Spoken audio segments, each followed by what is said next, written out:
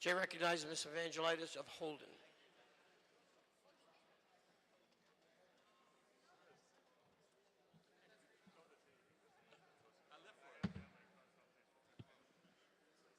Thank you, Mr. Speaker.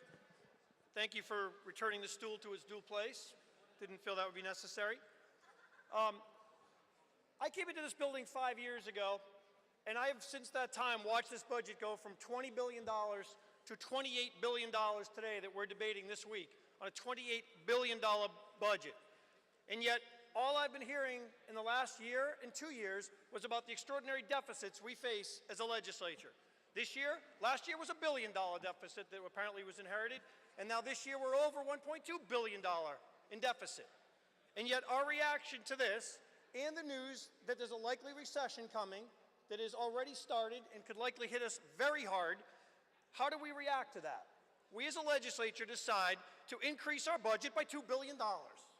When we have a coming recession and we have a budget deficit, we decide to do the prudent thing by spending $2 billion more dollars.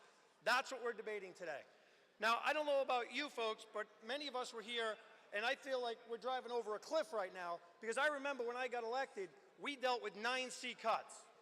And if anyone wasn't here for that, let me just explain what those are. If we have a structural deficit heading to the end of the year, we may need to go back and retroactively, and I'm going to repeat that word, retroactively cut programs that we're funding right now.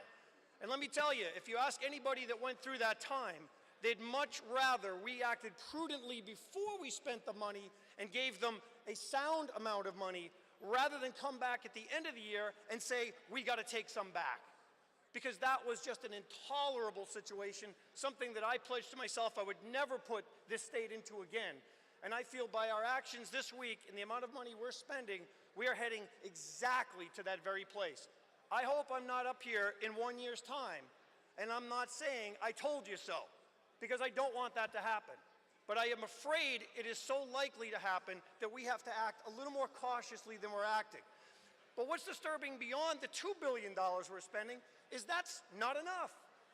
And as we see these consolidated amendments come down, we're seeing money added to the $2 billion we've already added into the budget. It's extraordinary. Now, I'm looking through some of the consolidated amendments we've dealt with just today. We had the disability, the mental health, and the mental retardation consolidateds come before us. All extremely important and worthy programs. But what have we done since last year's consolidateds? We added $65 million more dollars to those programs, just those 3 programs out of those many we're going to be dealing with this week. Those 3 programs alone, $65 million more dollars than last year. And not only that, but $9 million more dollars than we haven't had in our Ways and Means budget. There's no end to our spending, folks. And I'm afraid we're going to set ourselves up for a terrible, terrible time if we don't act more prudently. I've reviewed the Elder Affairs Consolidated, and I think like many of you, when it comes to supporting our councils for aging, we all support our councils for aging. I very much wish to support those and vote for that type of funding that we're putting in here. But I have more questions, and at this time, what I'm asking is, how much does this consolidated amendment that we're voting on today, how much is this consolidated adding to the bottom line of what we spent last year? And in addition to that, how much does this add to the Ways and Means proposed budget initially? If we can't get the answers to those, I don't know how anybody in good faith can vote for this.